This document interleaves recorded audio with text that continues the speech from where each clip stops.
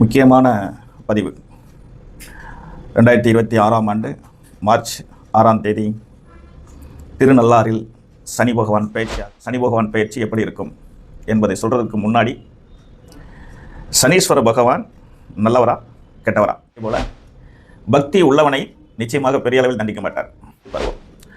குழந்தை பருவத்தில் இருக்கிறவங்களுக்கு உடல்நிலை பாதிப்புகள் நிச்சயமாக ஏற்படும். 100% 10ஆம் வகுப்பு படிக்கக்கூடிய மாணவர்கள், 12ஆம் வகுப்பு படிக்கக்கூடிய மாணவர்கள், கல்லூரியில் இறுதி ஆண்டு படிக்கக்கூடிய சனீஸ்வரவான் வந்துட்டால் உடனே வேலை கொடுக்கும்.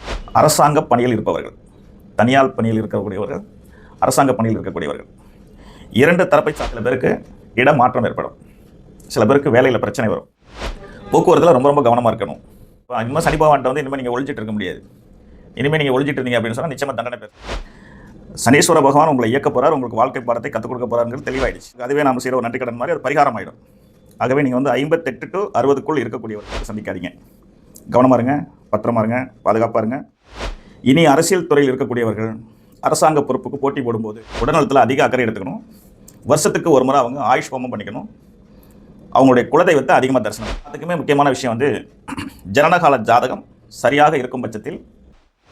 உலகத் தமிழர்கள் அனைவருக்கும் என்னுடைய பணிவான வணக்கம்.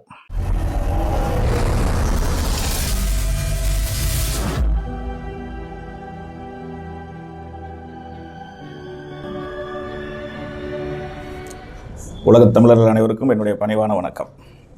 எல்லோரும் எல்லா நலன்களும் பெற்று வாழ அன்னை பராசக்தி அனுகிரகம் பண்ணுவாங்க.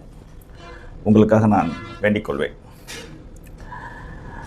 முக்கியமான பதிவு 2026ஆம் ஆண்டு மார்ச் 6ஆம் தேதி திருநள்ளாறில் சனி பகவான் பயிற்சியாக இருக்கிறார். உலக நாடே எதிர்பார்த்து கொண்டிருக்கிறது. அதில் தமிழ்நாட்டு மக்கள் மிகவும் ஆவலோட எதிர்பார்த்து காத்துட்ருக்கிறீங்க. இந்த அடிப்படையில்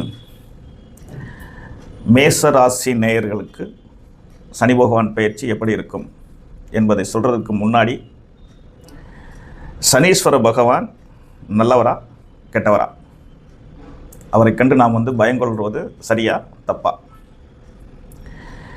சனி ஈஸ்வரன் அப்படின்னாலே ஈஸ்வரனின் பிள்ளை என்று பொருள். ஈஸ்வரன் எப்படி நம்மளை வந்து பாதுகாத்து வருவாரோ அதே போல தான் சனீஸ்வரனும் நம்மளை பாதுகாக்கவே படைக்கப்பட்டவர். அவர் வந்து ஒரு நீதி தேவன். நீதி தேவன் என்றால் நம்மளெல்லாம் உருவாக்கிய ஈஸ்வரனையே சமமாக பாவித்து நன்மை தீமை செய்தவர். அதில் அவர் வெற்றி பெற்றதுனால தான் அவருக்கு சனி ஈஸ்வரன் என்று பெயர். நீதி தவற மாட்டார் என்பதுதான் அவருடைய பொருள்.